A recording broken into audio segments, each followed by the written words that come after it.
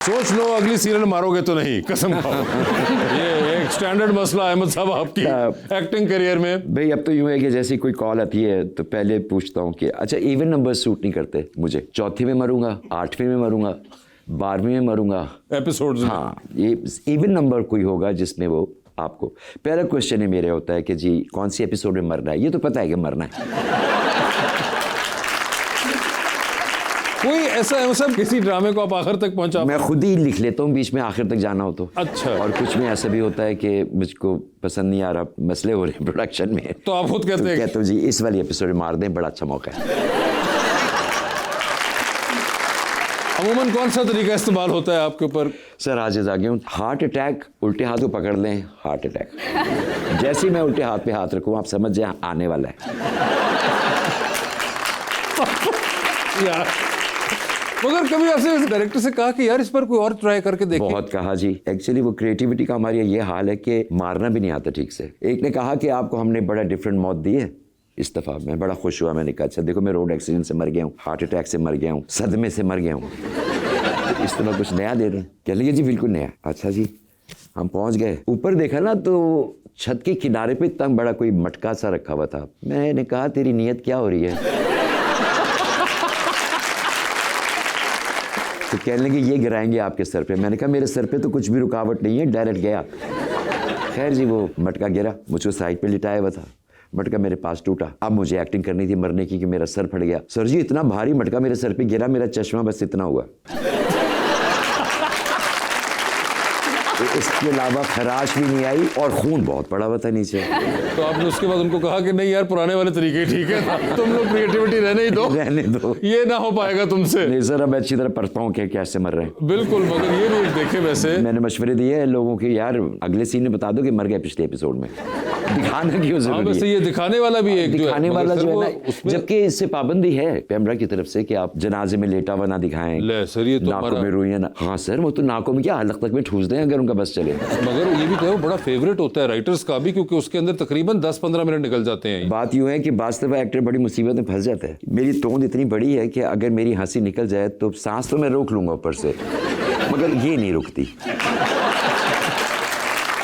तो अब आप जानती है कि ये ज़माना चल रहा है उसका बोटॉक्स का। जी जी। तो बोटॉक्स जैसी कोई एक्ट्रेस या एक्टर करवा ले तो उसके एक्सप्रेशंस मारे जाते हैं, उसको हंसने भी मुश्किल होती है, रोने भी बड़ी मुश्किल होती है। अब मैं मरा पड़ा हूँ और मेरी बेगम मेरे साथ बैठी हैं, उनको रोना था। अब वो रो तो नहीं, आंखों में आंसू के लिए वो ग्लिसरीन लगा ली थी, आंसू तो बह रहे हैं, चेहरे पे एक्सप्रेशन कोई नहीं आ रहा। तो डायरेक्टर वहां से कहता है बीबी मुंह से भी रो लें। वो जो है खातून कहती हैं रो तो रही हूँ, और उनके चेहरे पे कोई एक्सप्रेशन नहीं था। अब डायरेक्टर जब मैं उनकी तरफ देखूँ तो मेरी हंसी निकले, तो वो रो नहीं रही हैं, ये हिले जा रही है। डायरेक्टर कहते हैं दोनों में से कोई एक काम कर लें, या आप रो लें या आप अपनी तोंद रोक लें। तो सर कफन डाल दिया, फिर इसी तरह हुआ। तो बहुत ही रिडिकुलस लेवल पे चली गई है हमारी creativity.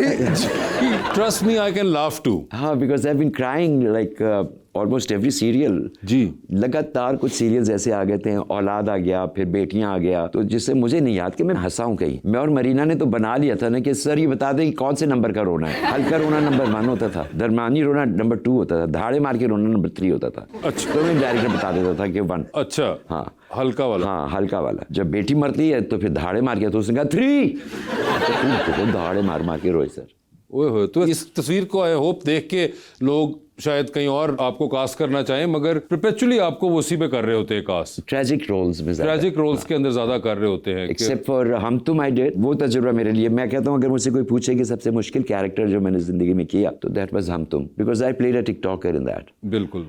And what happened was कि I never wear very shiny or gaudy colors। उसके अंदर वो हैट भी था, उसमें भी गोटा लगा हुआ था।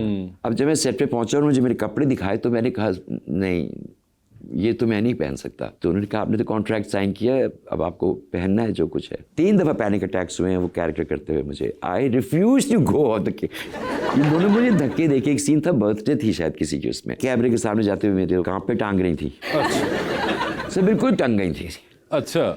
तो मैं जाने को तैयार नहीं था, और वो मेरे साथ थी, रिमशा थी, अर्जुमन भी थी सेट पे, हमारी फैमिली ने अंदर जाना था, और मुझे एक तरह से कैट वॉक करनी है, वो गोटे वाले पहन के, वो पहन के, और पर्पल कलर की शर्ट। आई रिफ्यूज, ऐसे I can not walk.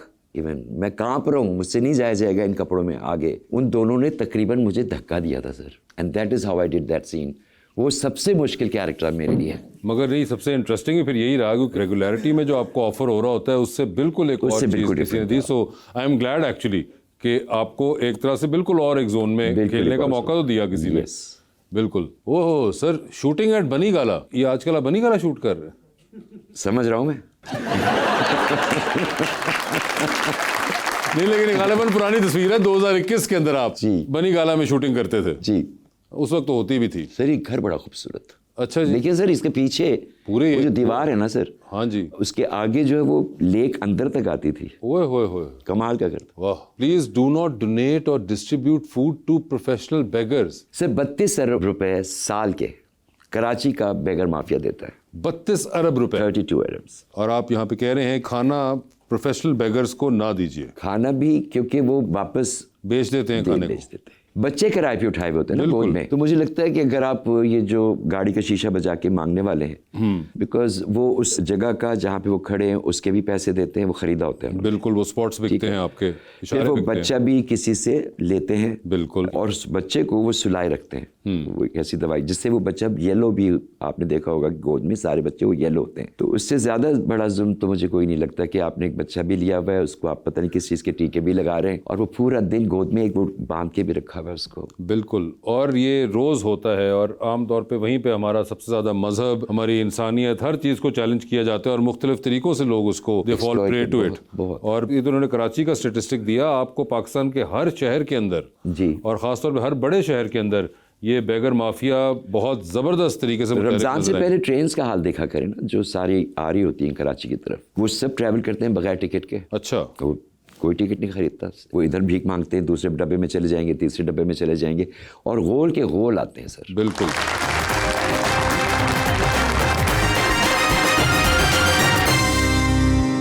Welcome back to गपशप। सर, हमारा अगला सेगमेंट आओ शेर कहें। अच्छा, ये शेर आपने नहीं कहना। शुक्रिया। एक ऑब्जेक्ट की तस्वीर आएगी, स्क्रीन पे आ गई है, जैसे एसी। ठीक है जी। और अब एसी के ऊपर शेर इन लोगों ने कहना है फिलबदी। जज आप होंगे कि कौन सबसे इंटरेस्टिंग या जो भी आपको पसंद आया शेर, इनकी क्रिएटिविटी, और उनको इनाम दूंगा मैं। तो आपने एक विनर चूज करना है, but after you hear them out. तो एसी के ऊपर शेर जी क्या कहते हैं? गर्मी से बुरा हाल है, कमरे में धुआं है, एसी के बगैर जिंदगानी कहाँ है। बिल देखकर अब्बू की आंखें बाहर आ जाएं, बिल देख के अब्बू की आंखें बाहर आ जाएं, इसलिए 26 पर चलाने का कानून नाफिज जहाँ है। ठीक है, वेरी गुड जी। जी सर, मेरा शेर है, एसी चलाकर मुझको कहती है, एसी चलाकर मुझको कहती है, ठंड लगदी है मनु, ठंड लगदी है, ठंड लगदी है।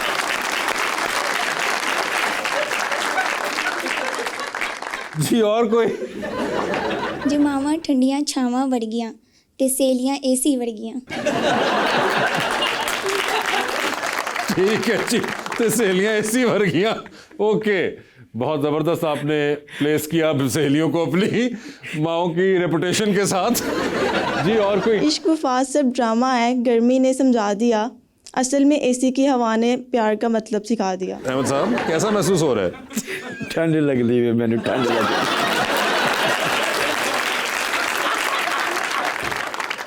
जी मैडम प्लीज। दिल की गर्मी का इलाज ना हुआ कभी, एसी भी हार गया तेरी यादों के सामने। ओहो, गहरी बातें कर रही हैं। गहरी बातें। उर्दू जुबान बोले तो कहे ओहो देसी, अंग्रेजी बोले तो खुद को समझे एसी।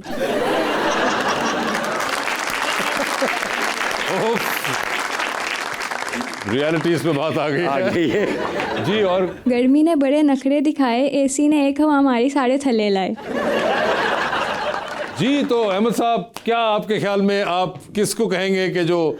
सर शेर इनका बहुत खूबसूरत है। अच्छा, ठीक है। और जिससे मैंने दाद दी है वो ठंड लग रही है, मैंने ठीक है अहमद साहब। सर, ये आपने अगर कहा है तो आप प्लीज इनको दे दीजिए। प्लीज आइए आइए सर।